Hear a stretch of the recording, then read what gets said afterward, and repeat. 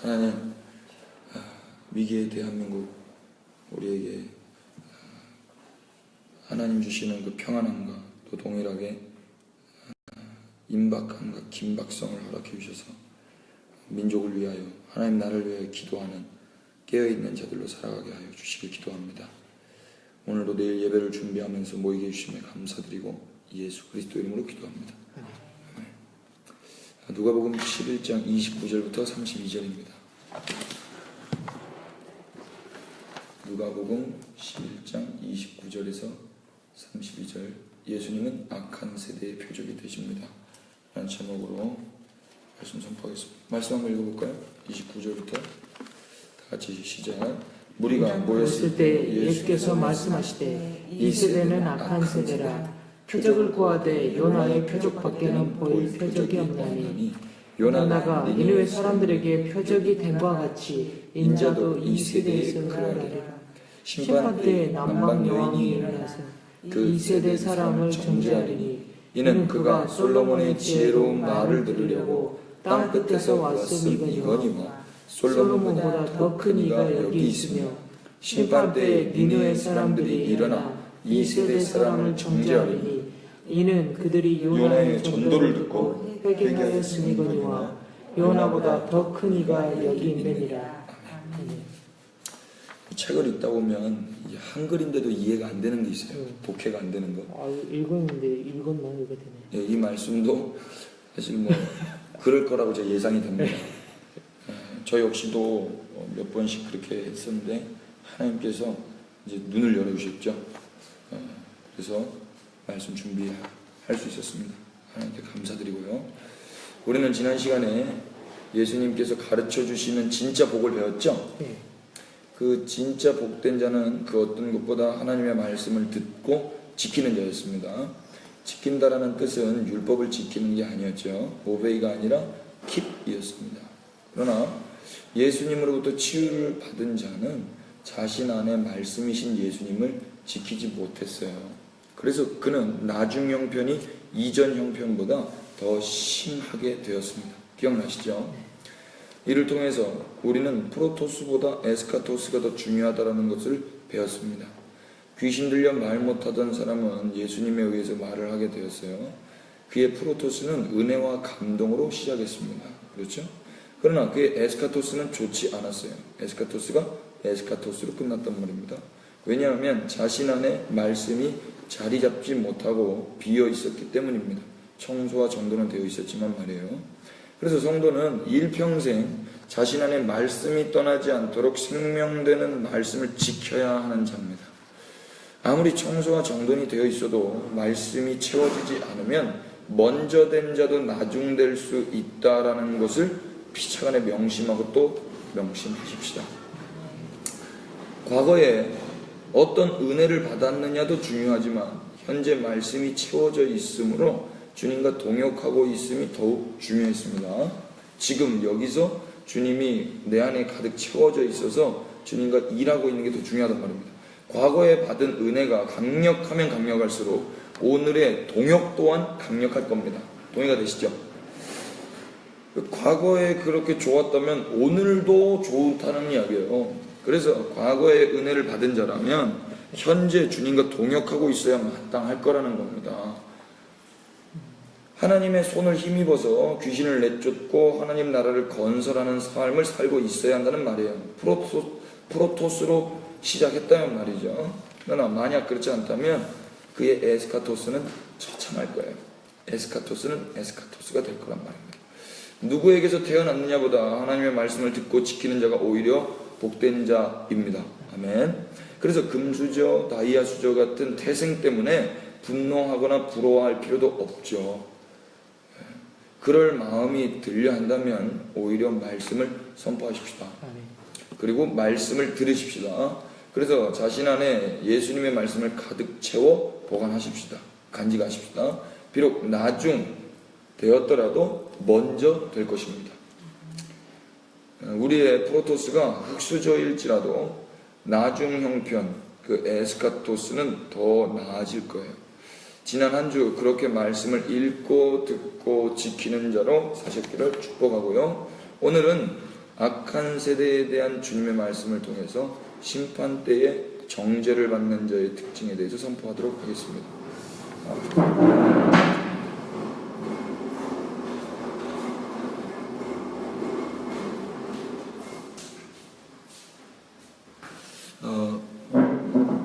공산주의 사상, 사회주의 사상의 이제 사람들이 의로워 보이거든요. 근데 그들은 분노하고 사회적으로 이렇게 균형이 깨지고 부익부 빈익빈에 대해서 상당히 민감하게 그렇게 반응을 하는데, 젊은 이들 같은 경우에 그 말을 이제 비판 없이 수용하는 경우가 많죠. 근데 그런 거예요. 그 왜 그러냐면 이제 뭐 금수저라는 말도 뭐 낙하산이라는 그런 단어들, 이게 이제 분노하는 거죠. 불쾌한 거고. 사실 그게 부러운 거거든요. 근데 저는 예수님을 믿고 나서는 믿기 전에는 항상 신문을 보면서 비판만 하고 비평만 했던 것 같아요.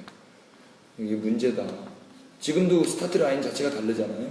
강남의 대치동에서 공부하는 초딩들과 지금 이 북교 초등학교에서 공부하는 초딩들은 스타트 라인 자체가 다르단 말입니다. 발음 자체가 원어민이에요, 그들은요. 시작부터가. 무슨 경쟁력이 있겠냔 말이죠. 그럼 이게 사회입니다. 이게 대한민국 사회예요. 그냥 대한민국의 민낯이죠. 그럼 이런 양극화 속에서 사람들이 생각하는 좋은 사회는 무엇입니까? 이것을 양극화를 줄이고 평준화시키자는 거잖아요.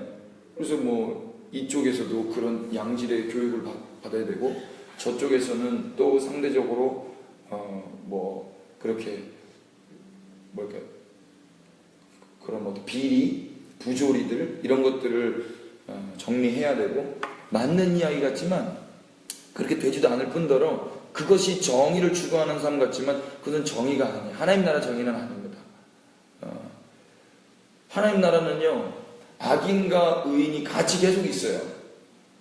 우리가 그 하박국서를 보면은 참 그 하나님의 마음을 이해하기가 참 어려운데, 하박국도 그렇게 한탄을 하면서 시작을 하거든요. 하나님 어찌하여 이 악인의 관영함을 내버려 두십니까? 하나님 침묵하시거든요. 그래서 하나님이 침묵 가운데 계속 계실 때 하박국은 하나님의 음성만을 계속 사모하며 기다리고 있어요. 하나님을 기다리면서.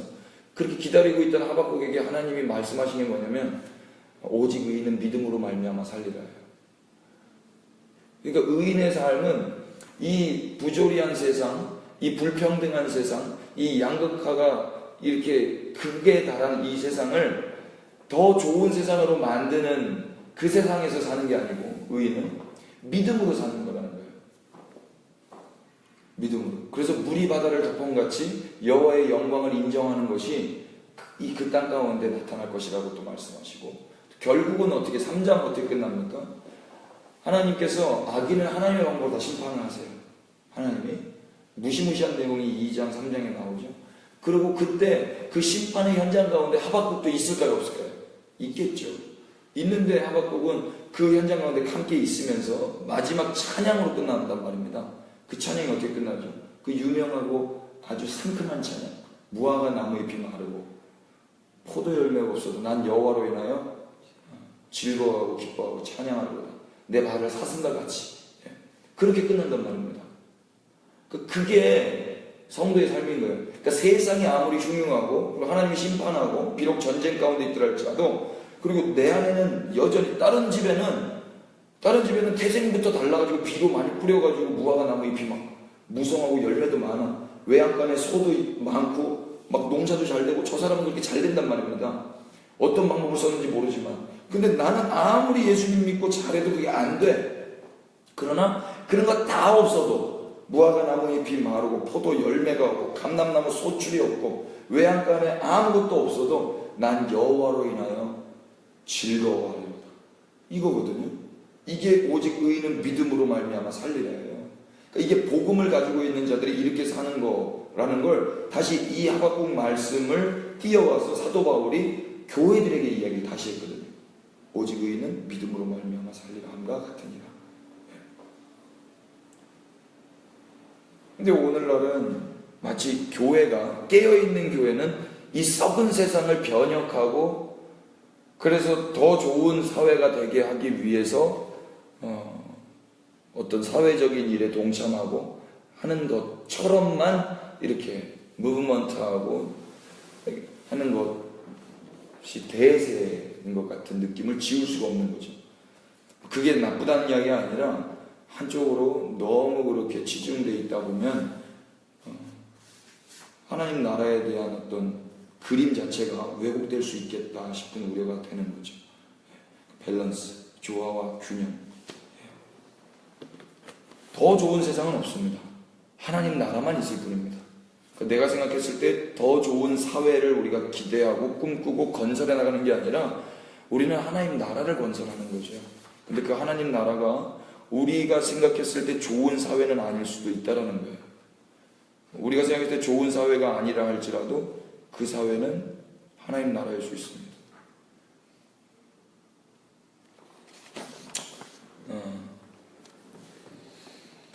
그러니까 흙수저일지라도 뭐 그런 거 가지고 한탄할 필요도 없고 이것을 기도, 신앙심을 통해서 극복할 필요도 없어요. 사실 극복하려고 하는 그 시도 자체가 이 흙수저로 허락한 이 삶을 만족하지 못하는 거거든요.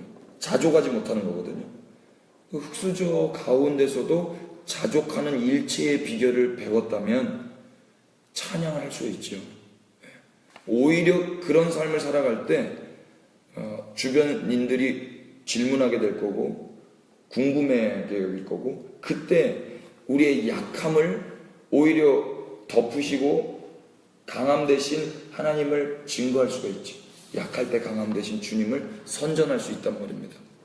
그렇지 않습니까? 그래서 하나님이 흙수저를 허락하시는 거예요. 그래서 질병을 허락하신단 말입니다. 하나님의 영광을 위해서. 예, 할렐루야. 아멘. 누가 함께 하십니까? 누가 보고 계신지 모르겠네요. 첫 번째 한번 다 같이 읽어주십시오. 시작. 무리들은 악한 세대입니다. 예, 무리들 우리가 배웠습니다. 예수님은 무리가 모였을 때 말씀을 시작하셨어요. 우리 29절 한번 보실까요? 이 성경에서 이런 부분을 놓치면 안 되는데 시작. 무리가 모였을 때 예수께서 말씀하시되 이 세대는 악한 세대라 표적을 보아되 요나의 표적밖에는 보일 표적이 없나니. 예수님 말씀을 언제 시작하셨다 그래요? 무리가 모였을 때. 예, 무리가 모였을 때 말씀을 시작하셨죠. 우리는 지난 시간 무리들이 어떤 자들인지에 대해서 배웠죠. 기억나세요? 네. 이 세상에는 네 종류의 사람이 있다고 그랬잖아요. 오클로스, 그 무리들. 그들은 무관심했고 무능력했습니다. 그죠? 영적 장애가 있는 사람을 섬길 마음도 없었고요, 능력도 없었습니다. 그리고 그 무리들 중에 더러는 예수님을 몰랐죠. 그래서 해선 안 될 말까지 하던 자들이었어요. 또 더러는 예수님을 이용해서 기적만 구했죠.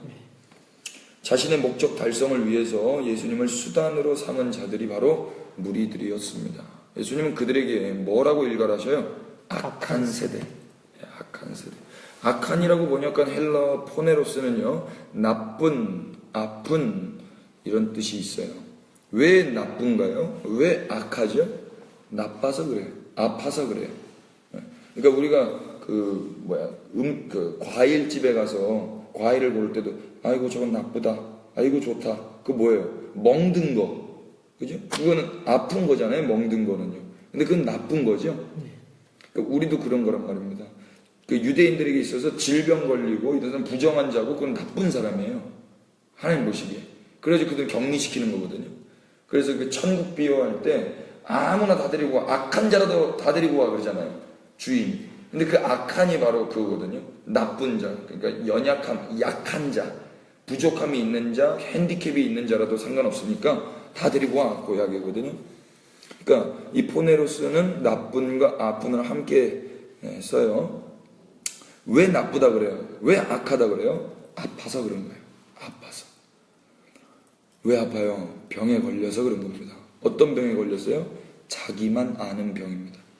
그래서 이 세대는 배려하지 않고요, 도와주지 않고 자신만을 위해서 살고자 하는 욕심과 이기심이라는 병에 걸려 있어요. 욕심병, 이기심병. 그들에게는 이웃의 환자를 돌보는 것보다 자신의 인생을 계획하는 것이 더 시급합니다. 남 볼 겨를 없어요. 또한 생명 되신 예수님을 더 알기 위해서 성경을 보는 것보다 자기 만족과 이미지 관리 차원에서 거울에 비친 자신의 모습을 보는 것이 더욱 흥미롭습니다. 내가 수단이 되는 것보다 타인이 수단되는 것이 더욱 지혜로운 삶입니다. 동의가 되세요? 뭐 수단되기 위해서 애들 키우시는 부모 없죠? 야, 넌 수단이 돼야 된다 이러면서 주님의 도구가 돼야 된다는 말은 많이 하거든요. 그런데 진짜로 주님의 도구로 쓰임받으면 싫어해요. 뭐 망치 같은 거, 망치면 아무데나 때려도 되잖아요. 쓰레받기 같은 거, 똥도 담을 수 있고, 그죠? 빗자루 같은 거 도구잖아요. 그런 도구는 아니기를 바라는 거죠. 다른 도구, 내가 원하는 도구이길 바라는 거죠. 그래서 누군가를 짓밟고 승자의 자리로 올라가는 것이 악한 세대의 최종 목적인 거예요. 이들의 인생의 목적. 우리는 어디에 시간을 사용하고 있나요? 우리가 가치 있게 여기는 것은 뭔가요? 우리는 무엇이 흥미롭고 시급한가요? 우리 인생의 최대 목적은 무엇인가요? 우리는 악한 세대인가요? 아니면 선한 세대인가요? 이 질문의 답변이 우리가 어떤 세대인지에 대해서 말해 줄 것입니다. 할렐루야. 그죠? 이웃의 환자 돌보는 게 더 시급합니까? 내 인생 계획하는 게 더 시급합니까? 생명 되신 예수님 알기 위해서 성경 여는 시간이 많습니까? 거울 보는 시간이 많습니까? 남들에게 24시간 동안 수단이 되기 위해서 사는 시간이 많습니까? 아니면 내가 주인공 되고 목적 되는 데 시간을 더 많이 쓰고 있습니까? 우리가 무리들인지 악한 세대인지 아니면 예수님과 한마음 된 자들인지는 뭐 그렇게 어렵지 않게 판단할 수 있습니다. 두 번째입니다. 시작. 예수님은 신호입니다. 예, 사인, 시그널. 예수님 신호예요. 신호. 깃발, 표시. 무리들이 악한 세대인 이유는 또 있어요. 그것은 다름 아닌 예수님께 표적을 구했기 때문입니다. 예수님 그러시죠. 예수께서 말씀하시되 이 세대는 악한 세대라 표적을 구하되. 왜 악한 세대요? 표적을 구했기 때문입니다. 표적을. 예수님의 사역은 그 자체가 신호와 징후로 충분했습니다. 모든 사역이 오름이에요. 예수님 자체가 오름이십니다. 그름이 없으세요. 틀린 게 없으신 분이십니다. 아멘이죠?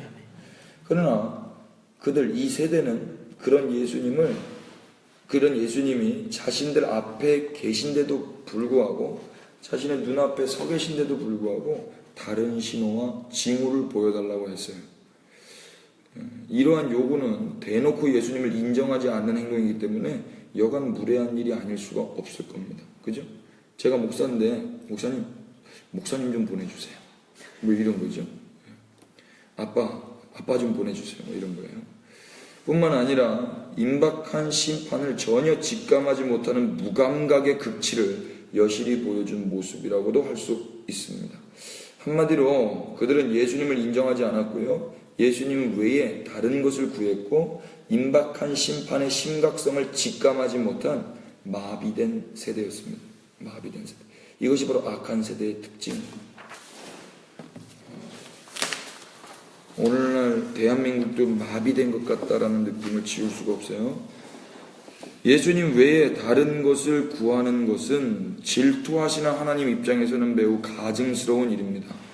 하나님 질투하신다 그러잖아요. 그런데 그 하나님 외에 다른 것, 저는 우리 집사람이 다른 남자 이야기 꺼내는 것을 가만두고 못 보거든요. 하나님도 동일한 거죠.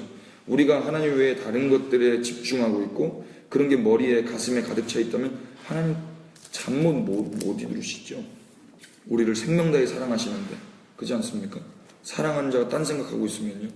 그럼에도 불구하고 이 악한 세대는 이 모든 일의 심각성을 몰랐단 말입니다. 이게 얼마나 심각한지 몰랐어. 이게 얼마나 무섭습니까? 영화로 생각을 해보시면 이게 정말 이게 심각한 거잖아요.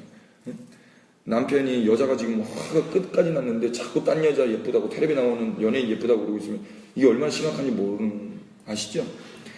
또한 심판의 임박성도 몰라서 이제 와이프가 이제 손을 들어서 이제 싸대기 날라오려고 하는데도 계속 텔레비 보고 저 여자 예쁘다고 하고 있단 말입니다.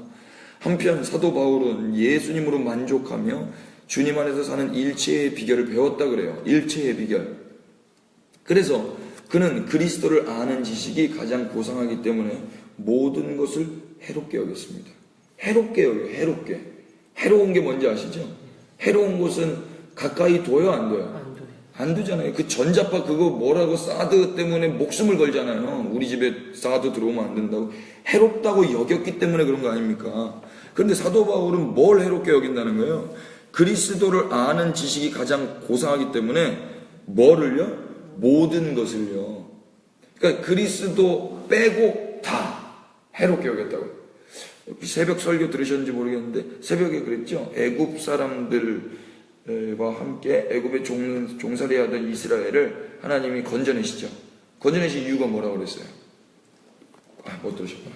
한번 찾아볼까요? 건져내신 이유 간단합니다. 그게 우리도 똑같거든요. 계속 반복해서 말씀하시는 게 5장 1절이죠. 출애굽기 5장 1절. 그 후에 모세와 아론이 바로에게 가서 이르되 이스라엘의 하나님 여호와께서 이렇게 말씀하시기를 내 백성을 보내라. 그러면 그들이 광야에서 내 앞에 절기를 지킬 것이니라 하셨나이다. 왜 내 백성 보내라 그래요? 예, 어디에서? 광야에서. 예, 절기 지키는 건 다 좋은데 광야에서 지켜야 되는 거예요. 지금 어디에 있는 거예요? 애굽. 애굽에는요 집도 있었어요. 가정도 있었어요. 가족도 있었어요. 밥도 있고 떡도 있고 고기도 있고 물도 있고 직장도 있었어요. 그죠? 그런데 그건 하나님이 없었어요. 그러니까 하나님은 그러니까 애굽엔 모든 게 다 있는데 하나님만 없어요. 하나님 빼고 모든 게 다 있는 곳이 애굽이고 광야는 하나님만 계신 곳이에요. 이 세상도 똑같습니다. 하나님은 성도를 어떻게 건져내시냐면 하나님 빼고 다 있는 세상 가운데서 하나님만 계시는 곳으로 건져내시는 거예요. 이걸 하나님 나라라고 그러죠. 천국이라고 그러죠. 근데 이게 언제 진짜인지 가짜인지 진위 여부가 갈라지냐면 그 모든 게 다 있는 그 현장 가운데서 하나님만 바라볼 때 너가 나 사랑하는 사람 맞구나가 이게 드러나는 거죠. 여자들이 많습니다. 남자들이 많습니다. 그런데 그 가운데서 내 여자만 사랑하는 거지, 내 남자만 사랑하는 거지, 그게 진짜 사랑이지. 무인도에서 그 남자 사랑하고 아무도 없는 데서 그 여자 사랑하는 건 사랑이 아닐 수 있죠. 그죠? 그러니까 교회는 세상 가운데 있는 겁니다. 세상에 모든 게 다 있지만 하나님이 우리를 건져내셨어요. 그래서 비록 세상을 버타고 살아가지만 그 가운데서 주님만 바라보고 사는 자입니다. 광야처럼. 아멘이시죠? 재밌는 거는요, 여기 진짜 이스라엘 히브리 사람들이 직업이 있었어요. 직장이 있었어요. 노예인데 여기 보면 6절에 보면은 기록원들이 나오거든요. 바로가 그날의 백성의 감독들과 기록원들에게 명령하여 이르되, 여기서 백성의 감독들의 국적과 기록원들의 국적은 어디일까요? 백성의 감독들은요 애굽인들이고요, 이집트 사람이고, 기록원들은 히브리 사람이에요. 14절 보시면 바로의 감독들이 자기들이 세운 바 이스라엘 자손들의 기록원들을 때리며, 그러니까 이해되시죠? 그러니까 최고 헤드쿼터는 바로고 바로 밑에 감독들이 있고, 감독들이 아주 비열하게 식민 통치를 하고 있는데 앞잡이를 세운 거죠. 그 앞잡이가 같은 동족들을 세운 거예요. 그러니까 여기 이 기록원들은 다른 벽돌 찍어내고 피라미드 만드는 그들보다 상대적으로 출세한 사람들이죠. 상대적으로 직업도 있고 안정적이고 연봉도 있는 사람들이란 말입니다. 근데 그게 복입니까? 그게 평화예요? 그거 아니잖아요. 결국 노예지 않습니까? 결국. 그런데 이 사람들은 이 땅에 살면서 안정감을 누리고 있다니까요. 거짓 안정감. 상대적으로 출세했다고. 지금 우리가 그러고 있다니까요. 우리가 제 종로를 하고 있으면 아무리 연봉이 많고 집이 있고 가정이 있고 직장이 있고 직업이 있어도 그게 우리의 안정감이 될 수 없단 말입니다. 그 속고 있는 거예요. 하나님은 거기서 우리를 건져내시기를 원하는 거예요. 그래서 어디에 놓으신다고요? 광야는 아무것도 없어. 직업도 없고 직장도 없고 가정도 없고 먹을 것도 없고 다 없어요. 하나님만 있어. 근데 하나님 한 분으로 만족하게 하시기 위해서. 그게 창세기 때부터 시작합니다. 그래서 예수 그리스도 안에서 이 모든 것들을 이루시죠. 그런데 이스라엘은 실패했죠. 근데 그 실패한 것을 하나님 포기하지 아니하시고 예수님 안에서 다시 승리하셨어요. 그래서 그 승리가 우리에게 전가되었습니다. 할렐루야. 아멘. 그래서 그 프로토스의 그 시작이 우리 가운데 있다면 우리의 에스카토스는 프로토스일 줄로 믿습니다. 그래서 우리가 비록 나중되었지만 먼저 된 자로 살아가는 거예요. 유대인들은 비록 먼저 되었지만 나중된 자로 살아가는 것이고. 이해되시죠? 와, 이게 성경 전체입니다. 할렐루야. 뭐하다가 해롭게 여겼습니다. 해롭게 여겼다고요. 그래서 그는 그리스도를 아는 지식이 가장 고상이기 때문에 모든 걸 해롭게 여겼고 배설물로까지 여겼어요. 배설. 똥 모으는 사람 없어요. 그래서 그는 심판의 심각성을 알기 때문에 임박한 마지막 때를 교회들에게 선포했던 거예요. 그리고 늘 두렵고 떨림으로 구원을 이루며 살라고 말씀한 것입니다. 이 삶을 알기 때문에 이렇게 선포를 했던 거죠. 지금 우리가 선포하는 내용, 우리가 살고 있는 삶의 모양을 보면 우리의 가치관이 무엇인지를 알 수 있죠. 막 돈을 모으고 있어요. 그러면 그 사람은 인생의 가치가 뭔 거예요? 돈인 거죠. 더 좋은 직장, 직업을 갖기 위하면 지금 애굽에서 히브리인으로서 기록원 되고자 하는 거예요. 기록원. 결국 노예인데 하나님은 근데 어떻게 해요? 거기서 건져내시고자 하는 거죠. 아들아, 딸아, 그거 아니다. 오늘 우리는 어떻습니까? 매사에 예수님 인정하고 있나요? 예수님 졸지도 주무시지도 않고 늘 함께 계신 주님이세요. 아멘이시죠? 아멘. 이거 되게 부담돼요. 예수님 졸지도 주무시지도 않으면 되게 부담됩니다. 그렇지 않아요? 아침에 어떤 분이 제 이야기했죠? 안 했나요? 주님과 아주 친밀할 때가 있었는데 그때 이제 눈 뜨자마자 뭐라고 그래야 돼요? 주님 안녕히 주무셨어요? 그럼 주님이 아유 너 잘 잤니? 이게 주무시는 분은 이렇게 말해요. 근데 안 주무시는 분은 뭐라고 해요? 나 안녕히 안 주무셨다. 그잖아요. 근데 엄마는 어머니 아버지 안녕히 주무셨어요? 그래 나 잘 잤니? 너 잘 잤니? 이게 되는데 우리 주님은 안 주무세요. 안 주무세요. 이유가 뭐게요? 우리를 지키시는 거예요. 그래서 안 주무시는 거예요. 근데 그게 언제는 이게 막 편안하고 행복하고 막 주여 할렐루야 감격스럽거든요. 그런데 그 밤에 나도 좀 개인적으로 뭐 죄 짓고 싶을 때가 있잖아요. 그때는 되게 부담되는 거예요 이게. 근데 주님은 안 자고 안 졸고 다 지켜보고 계셨던 거죠. 할렐루야. 그 주님을 인정하고 계시는 말입니다. 그 주님을 감지하고 있냔 말입니다. 그러면 우리는 심판의 심각성과 임박한 심판에 대해서 얼마나 또 대비하고 있습니까? 대책 없는 대범함은 자기 기만에 불과합니다. 제가 이거 글 써놓고 되게 만족스러웠어요. 대책 없는 대범함은 자기 기만에 불과하다. 자기 기만이 뭔지 아시죠? 기만, 속이는 거잖아요. 그러니까 자기를 속이는 거예요. 그러니까 이게 뭐라 그러죠? 교회에서 구원의 확신. 구원의 확신은 자기 기만일 가능성이 많아요. 자기를 속이는 거예요. 나 예수 믿어. 나 예수님 사랑해. 나 천국 가. 이게 자기 기만일 수 있다니까요. 자기를 속이는 거예요. 대책 없는 대범함이에요. 지금 대한민국 대책 없는 대범함 가운데 있습니다. 북한이 또 쐈죠. 3,700km 날려보냈잖아요. 그런데 그리고 나서 3분 만에 일본은 대피령이 떨어졌어요. 일본은. 그래가지고 일본은 워낙 그렇게 잘 돼 있잖아요. 그런데도 3분도 길다고 정부에 대해서 항의하는 게 일본이거든요. 근데 우리나라는 6분 만에 대포 2개를 썼는데 한 대포는 뭐 잘못 떨어지고 한 대포만 이렇게 썼다. 그런데 문제는 뭐냐면 우리나라에서 대포를 쐈는지 북한에서 대포를 쐈는지 아는 사람이 없다는 거예요. 관심이 없어요. 관심이. 뉴스 헤드라인 뉴스에 뭐 그런 게 올라왔는지 안 나왔는지 모르는데 페이스북이나 뭐 이런 거 보잖아요. 먹는 거, 노는 거, 때리는 거, 싸우는 거, 뭐 춤추는 거, 옷 입는 거, 뭐 이런 거밖에 없어요. 결혼하는 거, 뭐 이런 거. 그 먹고 마시고 장가가고 시집가고 이게 마지막 때에 나타날 현상들인데 그런 걸로 다 눈을 가려놓은 거죠. 지금 시국이 어떻게 돌아가고 있는지 전혀. 전 세계는 지금 막 긴장하고 유럽도 그렇고 유엔도 그렇고 EU나 유럽이나 다 그렇고 전 세계적으로 다 압박하고 제재하고 러시아도 지금 막 뭐라고 그러잖아요. 러시아도 야 니네 하지 말랬는데 왜 했어 막 이러고 있는데 한국 사람들은 뭐 그런 거 없고 어저께는 얼마죠? 90억 800달러인가요? 800만 달러 지원한다고 이야기를 하고 있고, 이거에 대해서 뭐 의견이 분분하지만 뭐 지원해야 된다. 뭐 어떤 목사님은 그런 기도를 하셨더라고요. 이걸 해야 된다. 이게 그리스도의 마음이다. 참 똑같은 사물을 놓고도 다르게 기도하는 거를 제가 오늘 새벽에 기도하면서, 그래서 저는 사실 제 생각으로는 하나님 이게 정말 뭐죠 싶었거든요. 왜 하필 이때에 어저께까지 전 세계에서 유엔에서 그렇게 압박 제재를 했는데 몇 시간 지나지 않아서 왜 우리 정권은 800만 달러를 지원한다고 그랬을까, 유니세프에다가. 이게 정말 이해가 안 되잖아요.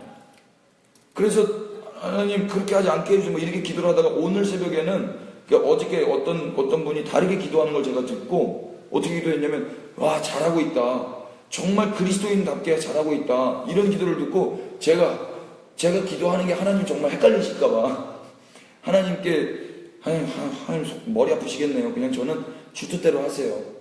주님 뜻대로 하십시오라고 오늘 새벽에 기도를 바꿔버렸어요, 그냥. 근데 아직까지도 제 마음에는 진짜 북한의 어린아이와 엄마들을 위하는 거라면 빨리 통일하는 거죠. 빨리 통일하기 위해서 압박을 하는 거 아니에요? 빨리 붕괴되게 하기 위해서 계속 먹을 거 갖다 주고 뭐 갖다 주는 결과가 무엇입니까? 그들이 지금 오늘도 3,700m를 그렇게 대포를 쏜 그거 아니에요.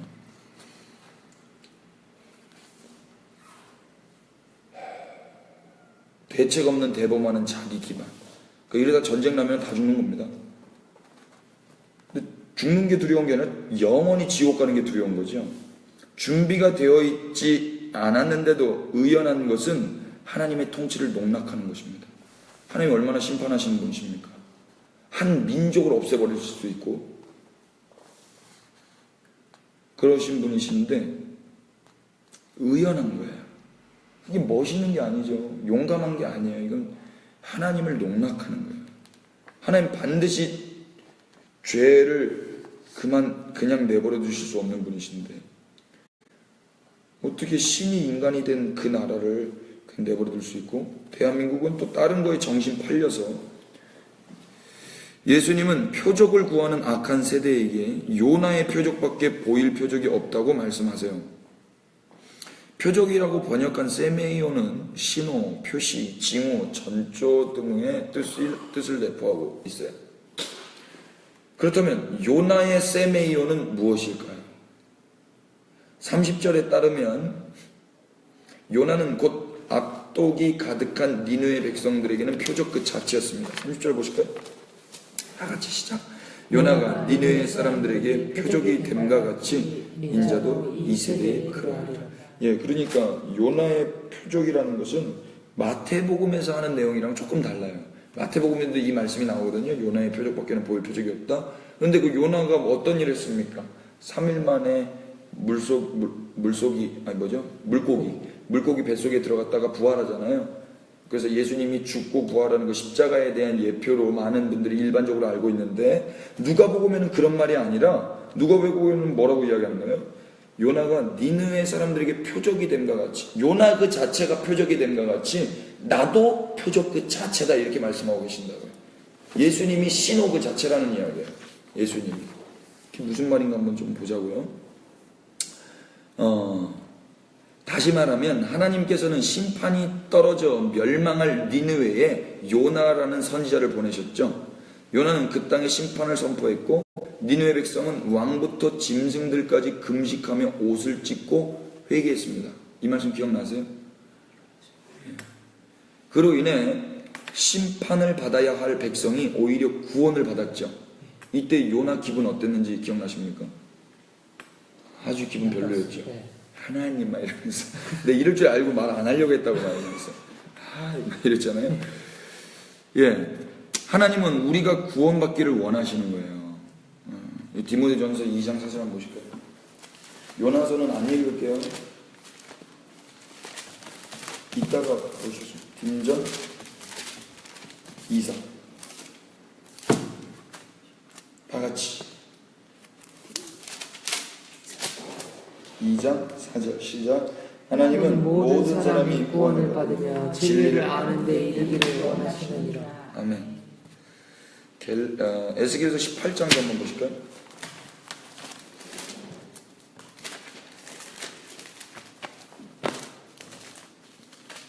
(23절)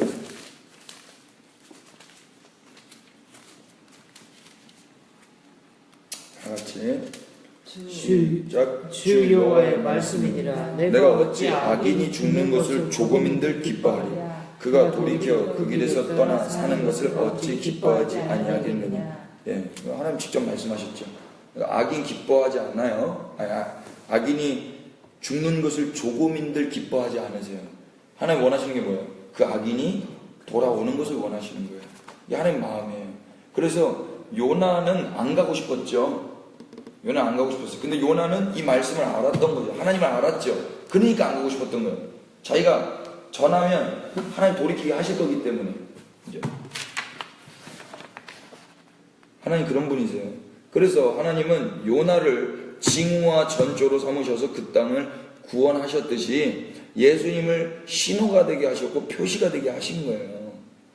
저주하기 위해서, 구원하시기 위해서. 구원하시기 위해서. 요한복음 보실래요?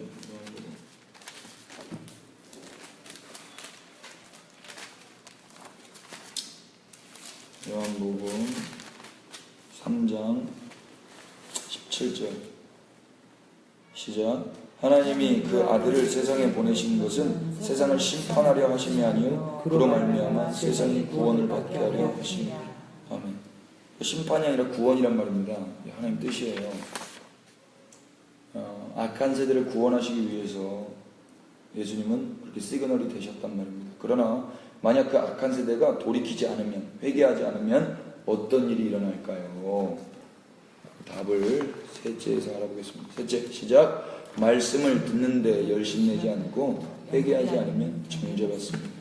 예수님은 남방 여왕과 니느웨 사람들을 예를 들어서 이 세대 곧 악한 세대를 향해 계속해서 말씀을 이어가셨어요.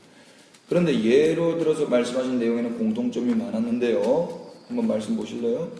첫 번째 31절과 32절을 한번 보세요. 똑같은 단어가 계속 반복됩니다. 심판때에 심판때에, 그러죠? 일어나 일어나, 그죠? 이 세대 사람들을 정죄하리니 이 세대 사람들을 정죄하리니, 그죠? 이는, 그죠?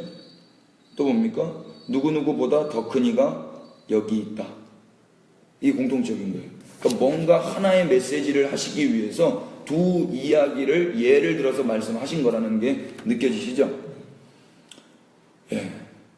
이를테면 남방 여왕은 솔로몬의 지혜를 듣고자 땅끝에서 왔다 그래요. 땅끝에서 솔로몬의 지혜가 무엇이기에 남방 여인은 땅의 끝에서부터 예루살렘까지 올라왔을까요?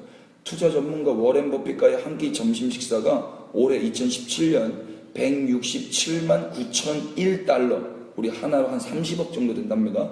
이렇게 낙찰됐대요. 30억을 주고서라도 버핏과의 점심 식사는 가치가 있다고 판단하는 사람들이 있기 때문에 가능한 일이죠. 그러니까 계속 이렇게 경매에 붙여지는 거잖아요. 최고가는 40억까지도 올라갔다 그러죠. 평균 20억이고. 우리 같으면 미쳤다라고 할 일이지만 버핏과 그의 머릿속에 있는 정보에 관심이 있는 사람은 30억을 주고서라도 반드시 그와 점심을 하고야 말 것입니다. 그렇죠? 천국은 마치 그 노래처럼 남방 여인도 솔로몬과의 만남과 대화가 비록 땅 끝에서 올라와야 하는 거리적, 시간적, 재정적, 심리적 부담이 없지 않았을 거예요. 있었겠지만 솔로몬의 지혜가 워낙 크기 때문에 이 모든 것을 뒤로하고 올라올 수 있었을 겁니다. 그런데 지금 악한 세대는 어때요? 솔로몬을 만드신 조물주, 곧 솔로몬보다 더 크신 이 예수가 바로 눈앞에 와 계신데도 그분의 말씀을 들으려 하지 않았던 거예요. 관심이 없었던 거죠. 그래서 그들에게 정죄는 필연적인 겁니다. 그죠? 이 정죄는 하나님이 하기 전에 누가 정죄한다고 그래요? 남방 여인이 정죄한다고. 야, 니네 진짜 어리석다. 나도 솔로몬 그 지혜 듣고자 그렇게 땅끝에서 올라갔는데 너는 어떻게 솔로몬을 만드신 그 하나님이 네 눈앞에 있는데도 그렇게 그분의 말씀을 들으려 하지 않니? 정죄한단 말입니다. 이해되시죠? 니느웨 사람들은 선지자 요나의 복음 선포를 듣고 즉시 회개했어요. 즉시. 거짓말처럼 요나 화딱지나게 즉시 회개했단 말입니다. 니느웨 땅의 회개는 왕부터 짐승까지 짐승에 이르기까지 국가적인 회개였어요. 국가적인. 요나 미쳐버렸죠. 요나의 선포가 얼마나 탁월했길래 온 국민이 마음을 찢으며 회개했을까요? 그러나 우리는 요나의 복음 선포가 탁월하지 않았다라는 것에 대해서 이미 잘 알고 있어요. 요나서 3장에 따르면 그는 둘러보는 데만 사흘길이나 되는 큰 성읍인 니느웨를 하루길에 걸어다니며 40일이 지나면 니느웨 무너진다. 요렇게 그저 외쳤을 뿐이었습니다. 요게 전부였어요. 그러나 놀랍게도 거짓말처럼 이 말이 떨어지자마자 사람들은 하나님을 믿기 시작해요. 요거 한번 찾아볼까요? 이거 정말 재밌는데요.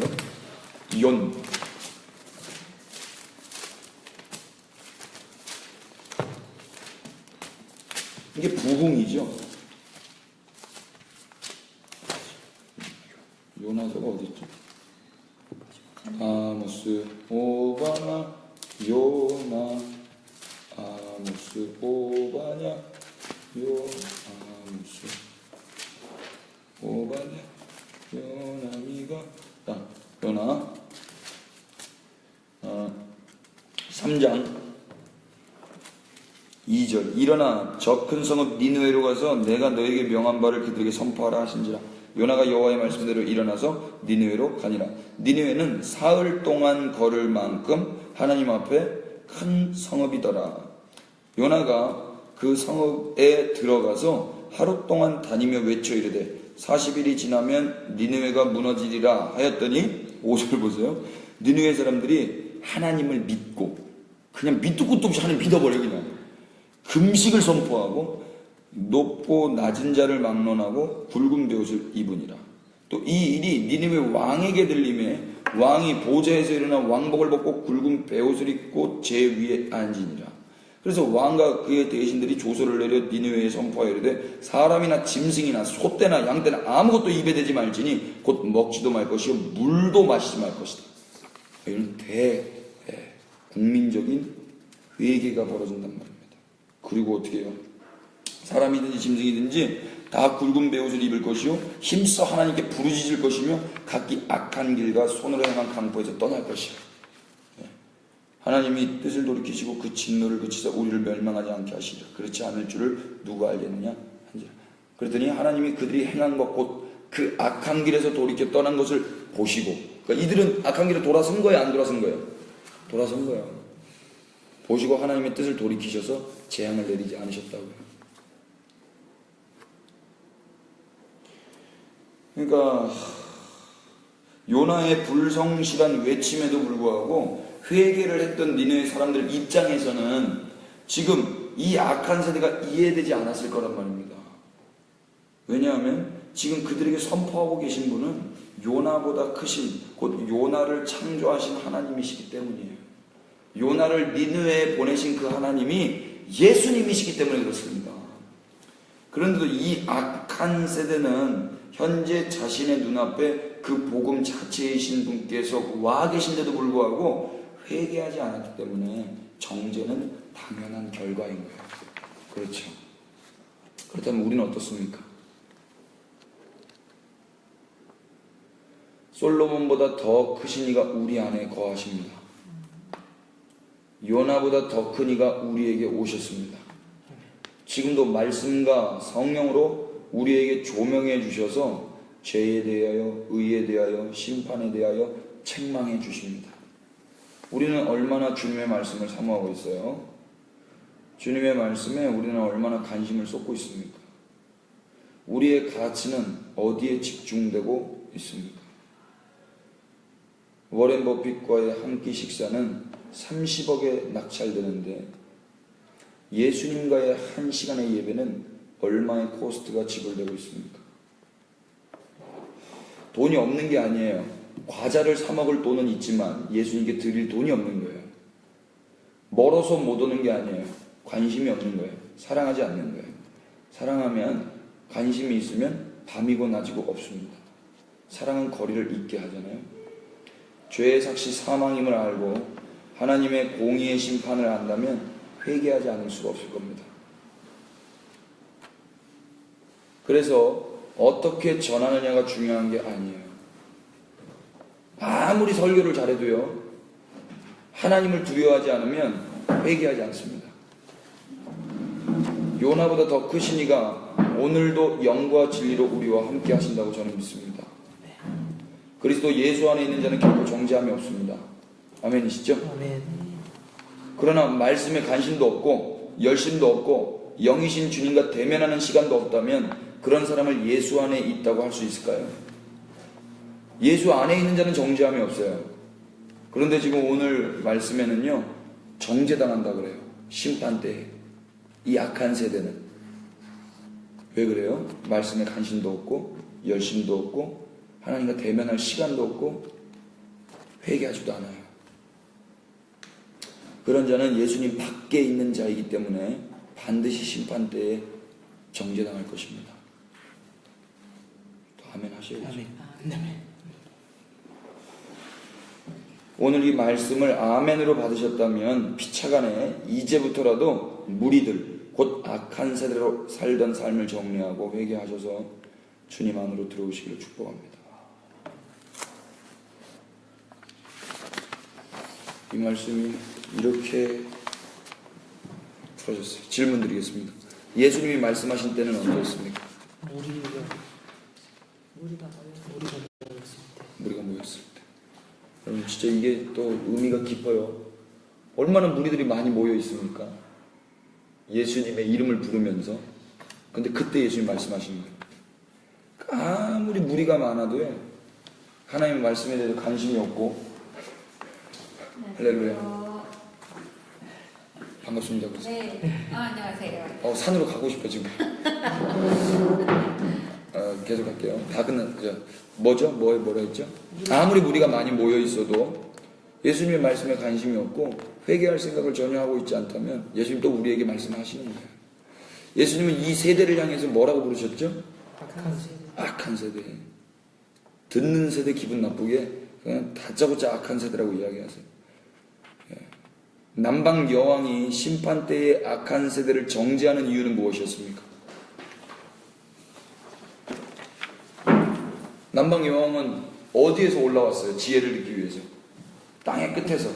그러니까 남방 여왕은 솔로몬의 지혜를 듣고 싶었다고요. 그게 지혜로운 말씀이었으니까. 와보니 더 큰 이가 여기 있다라고 자기가 알았던 건가요?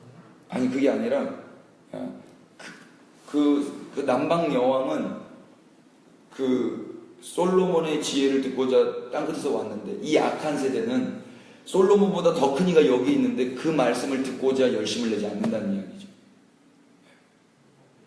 그러니까 남방 여왕에게 정죄를 당한다는 거예요. 남방 여왕에게 그 심판 때에.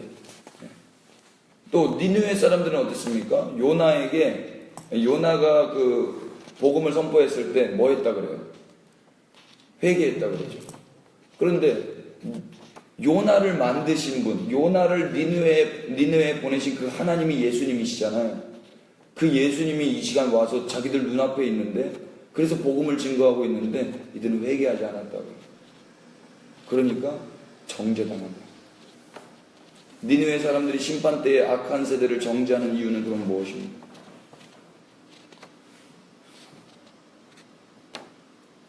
요나보다 더 큰 이가 여기 와서 복음을 전하고 있는데 그의 말씀을 듣지 않고 돌이키지 않았기 때문이죠.